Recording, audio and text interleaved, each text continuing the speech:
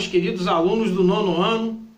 Muito bom dia, aqui é o professor Eduardo Paiva de Geografia e hoje a gente vai ter uma aula, nossa terceira aula, né, desse período de recesso, falando sobre organismos multilaterais, tá? Essa parte se encontra na página 172 do seu livro. Abram aí e me acompanhem, né? Quando a gente fala de organismos multilaterais, a gente precisa entender alguns detalhes, né? O mundo é composto de mais de 200 nações independentes, ou seja, soberanas entre seu território. Mas dentro de seu território, né, as nações elas não têm soberania sobre outro território. Normal, se são independentes. Só que com o aumento, né, dos acordos internacionais, dos tratados, né, você precisou de mecanismos para mediar as relações, né, todos os tipos de relações, seja no contexto da segurança bélica, né, poder militar, econômica, né, saúde. Nesse momento, um organismo que está sendo bastante falado na televisão é a OMS. Então, da onde que surgiu, para que surgiram, né, esses organismos internacionais? Para começar, vamos falar aqui primeiramente da ONU, né? A ONU, em seu primeiro estágio, ela surgiu como Liga das Nações logo após a Primeira Guerra, com o intuito de manter a paz. Só que a Liga das Nações afundou porque teve a Segunda Guerra, né? Então, após a Segunda Guerra Mundial, aí sim mais nações ainda tiveram esse interesse pela paz e fundaram as Nações Unidas, conhecida pela sigla ONU. E esse organismo, né, ele tem suas subdivisões. Então nós temos a Assembleia Geral da ONU, né, onde todos os países têm uma cadeira de assento, tem um assento com direito a voto. Você tem o Conselho de Segurança, você tem o Conselho Econômico, né, da ONU, e você tem a Corte Internacional de Justiça, tá? Esses são os principais organismos da ONU. E o secretariado? O secretariado da ONU é onde você tem ali a administração, né, desse organismo. Tanto que a ONU não tem um presidente, tem um secretário-geral, né? Atualmente é um português que ocupa esse cargo, agora me falha a memória o nome dele. É um português que é o secretário-geral da ONU. Na Assembleia, todo ano, você tem a abertura. O Brasil é o primeiro país que fala, né, como um dos países fundadores da ONU. Ele é o primeiro país que fala, então todo ano você tem o discurso do presidente brasileiro falando na Assembleia Geral da ONU. O Conselho de Segurança, que é um dos conselhos mais importantes, ele é composto de 5 membros permanentes, né, Estados Unidos, Rússia, China, França e Reino Unido, e mais 10 transitórios, que são divididos por continentes, tá? Hoje os organismos internacionais interessantes que fala aqui nos textos são, por exemplo, a Unesco, né? Que é um organismo que cuida da educação no mundo, tá? Ela vai fomentar, ela vai dar ideias, auxiliar na educação. Que metas que o mundo precisa atingir, os países precisam atingir para ter uma educação de qualidade. Outro organismo aqui falado aqui no texto, já na página 174, é a OECD, que é a Organização da Cooperação e Desenvolvimento Econômico, tá?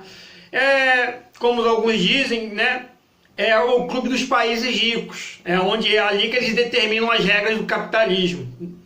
Então o Brasil está pleiteando, né, participar dessa organização, desse clube, né? Tem apoio dos Estados Unidos. Recentemente isso foi bem divulgado nas mídias, né?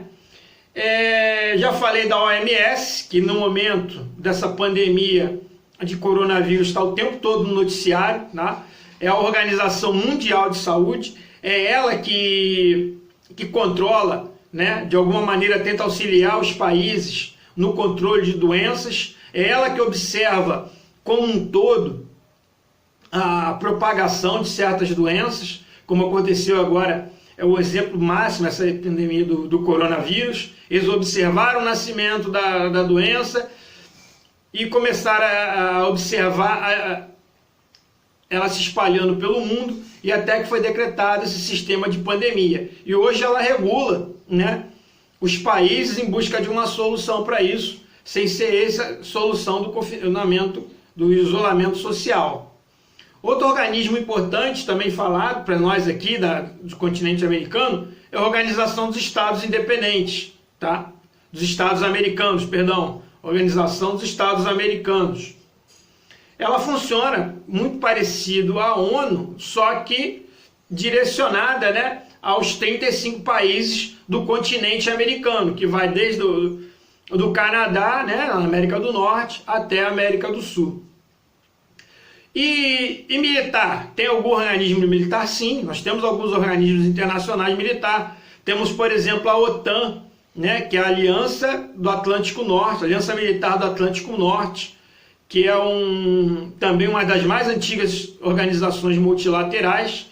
Ela prevê um acordo entre os países membros, onde se um for atacado, todos os países se juntarão contra esse inimigo em comum, tá? A OTAN, ela é um produto advindo da Guerra Fria, ainda da Guerra Fria.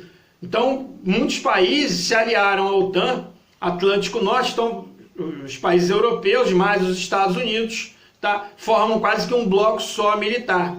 Muito isso para enfrentar as forças internacionais, principalmente na época da criação, a União Soviética, que era o maior obstáculo. Hoje você não tem a União Soviética, mas a OTAN ainda tem uma importância, né? E seguindo aqui, o último organismo que fala aqui na página 176, desculpa, um dos últimos, né, é o Fundo Monetário Internacional, onde ele faz as previsões econômicas, acompanha a economia mundial, né, e tenta auxiliar os países em busca de uma melhor recuperação, aqueles que estão em dificuldade e aqueles que estão no esquema no sentido de prosperidade, a que leve essa receita a outros países que procuram, né, essa prosperidade.